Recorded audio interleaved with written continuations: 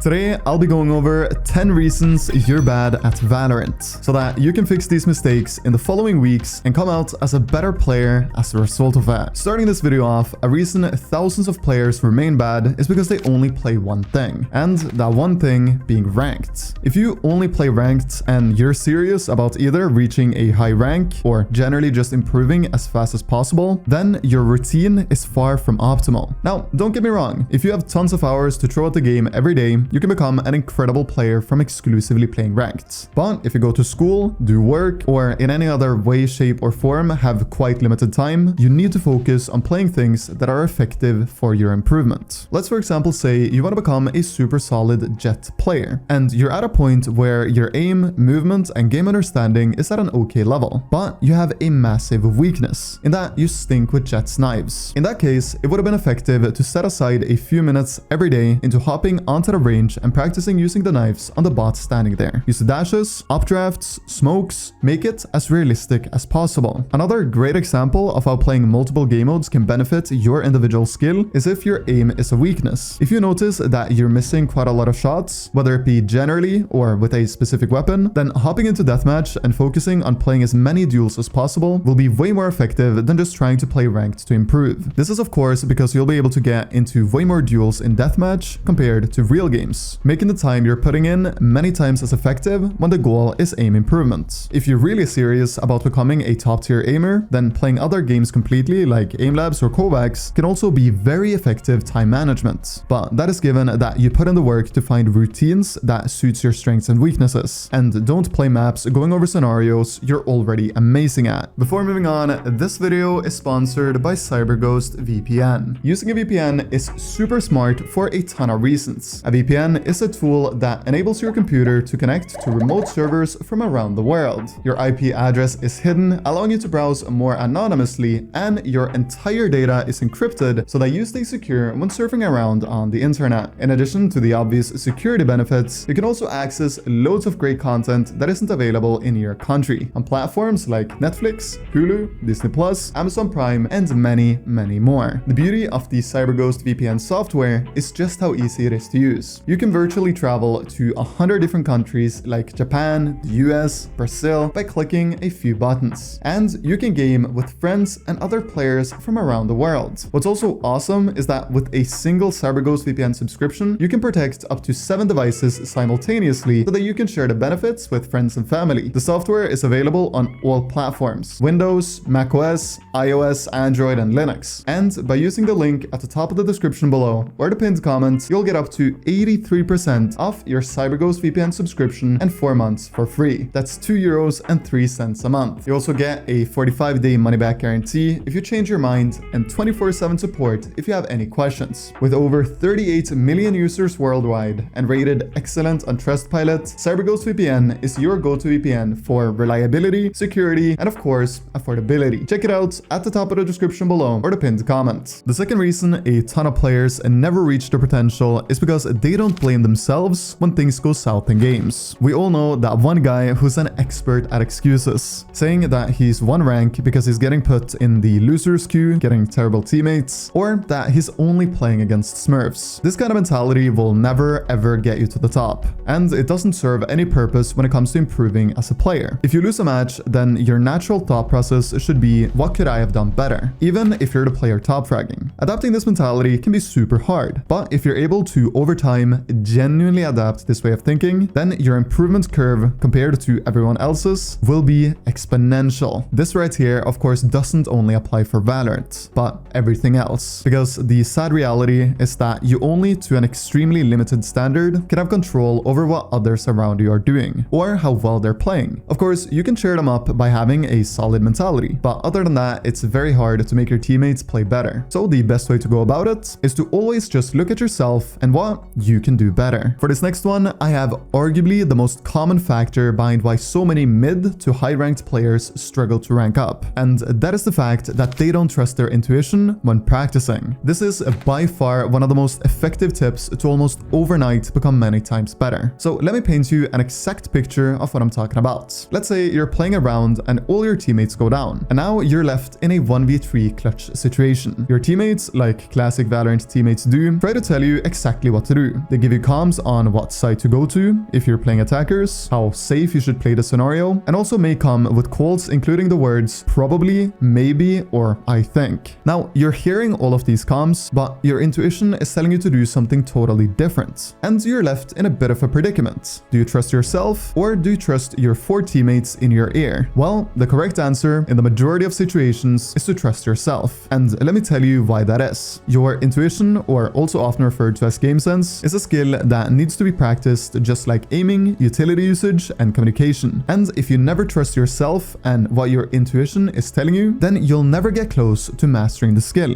As a result of this, you'll also be terrible in clutches, losing almost every single one you play. So stop neglecting what your intuition is telling you, because trust me, if you do, you'll be a many times better player. On a bit of the same note, but just as important, we have players being impatient. The difference between being a comfortably patient player compared to an impatient player is usually about 5 ranks. You see, in Valorant, you can generally perform at the highest level as a result of 2 things. Either that you're so good to the point where you're able to aggressively force out a mistake in the players you're playing against, or you can be patient enough to wait for your opponents to make that mistake and be ready as soon as they make it to punish them. The latter is many times easier to consistently pull off, but it does require a somewhat high level of patience. The best way to practice patience that I've found is to knowingly think about it when playing ranked. If you're left in a clutch situation, play it slowly. Take in everything around you, what you see, your audio, and the time remaining on the clock.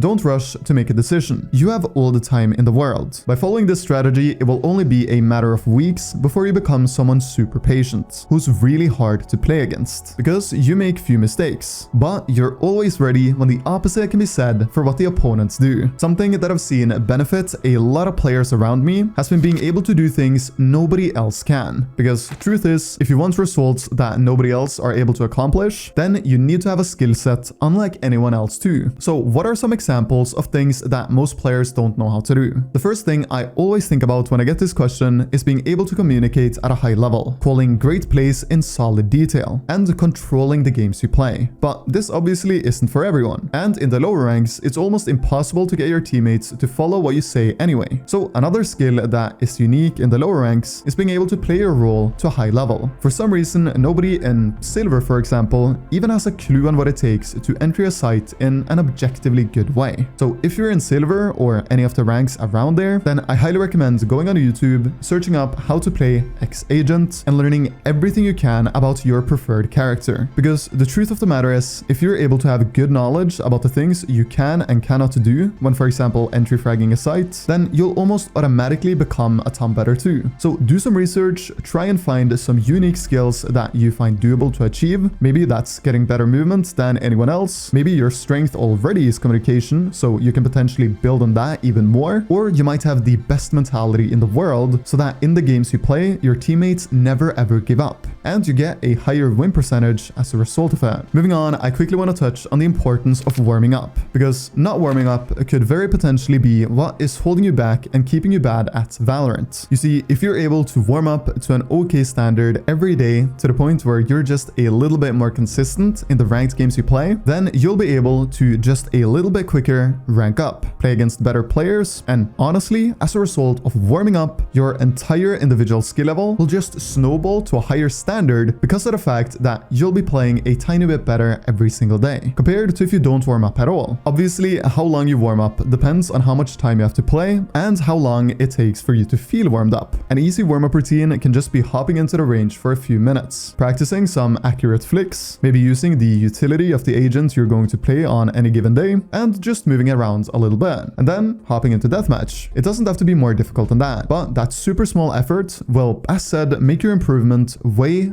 faster. When you finish the warm-up, you want to instantly think about how you can get quality practice. Actively thinking about what you can do to make your time at a game as effective as possible will make your progress insanely fast. What a quality practice is, of course, depends on your skill level. If you're a bronze player, then quality practice is going on YouTube and learning the fundamentals of Valorant. If you're a diamond player, quality practice may be playing ranked and watching those games back to find your strengths and weaknesses. And if you're a Radiant player, quality practice will be scrimming against other of the top players in your region. Now, if you're someone who only plays Valorant to have fun and your goal isn't becoming as good as humanly possible, then you don't need to worry about this at all. But if you're like me, extremely competitive and find tons of joy improving every time you play, then this is something you must think about. What I very simply do currently is playing one ranked match, then feeling if I'm ready to queue up again. If I notice that I'm not focused or in a bad headspace, I hop into deathmatch and play one round where I just fully chill out and make sure I'm as locked in as humanly possible for my next match. Not only do I over time get way better results compared to if I just grinded ranked for 10 hours straight, but I also keep my sanity. Players who don't keep their sanity are the players who don't understand that you must play to your strengths when playing something important. And when important, I mean ranked. The mentality you want to have if you want to lightning fast climb the ranks is that you should attempt to exclusively play to your strengths in ranked. And then when you're practicing, you should exclusively play to your weaknesses. Let me give you an easy example. If you're someone who is really bad at pistol rounds, then you should spend a ton of time when practicing improving your abilities with the pistols. If you're someone who's really bad at opping, but you want to become someone who's super good with a sniper, then spend your time using the op.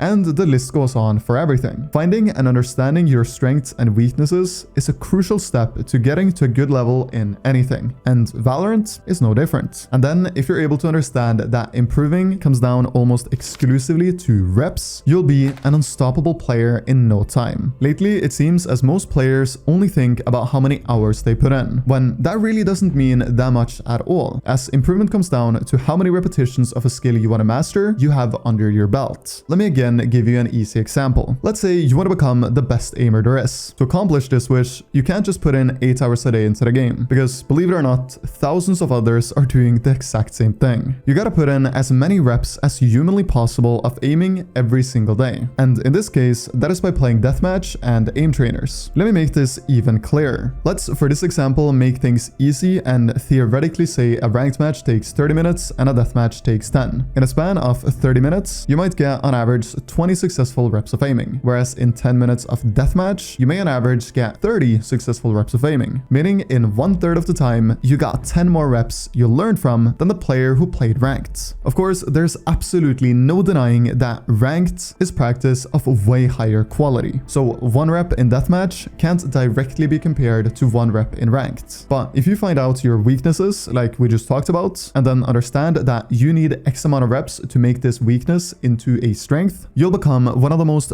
well-rounded players this game has ever seen. So don't be like the majority of players that don't understand reps and think the only thing that matters is time put in, because that couldn't be further from the truth. And lastly, one of the biggest flaws people fundamentally make is not having calm aim. Now, some people may not know what calm aim is, so let me explain. Calm aim comes from smooth mouse movements. Generally speaking, with a very loose grip on your mouse. The reason we firstly want to have smooth mouse movements is because when we practice, we can learn way more when having smooth and slow mouse movements compared to attempting to be super fast. This is because we'll understand what went wrong when we go down. However, if we force a fast playstyle that is far from natural, it can often be hard to see our flaws. Did we overflick, underflick? Did we even get close to the opponent? And so forth are all questions that are hard to answer if we practice upon super fast content creator playstyles. The reason we want to have a loose mouse grip is because it's many times easier to consistently have a loose mouse grip compared to knowing exactly what pressure we put on our mouse when aiming. When we apply pressure to our mouse movements will become slower and harder to replicate consistently compared to if we just always have a super loose grip where basically zero pressure is applied to the mouse. Now, mastering the hand-to-eye coordination behind the aiming becomes way easier long-term with this loose grip because it is consistently replicable. This naturally also results in more consistent aim and you becoming a better player. Guys, thank you so much for watching. Check out CyberGhost VPN in the description below if you're in the market for a VPN. And other than that, please go on to have a wonderful day, everybody.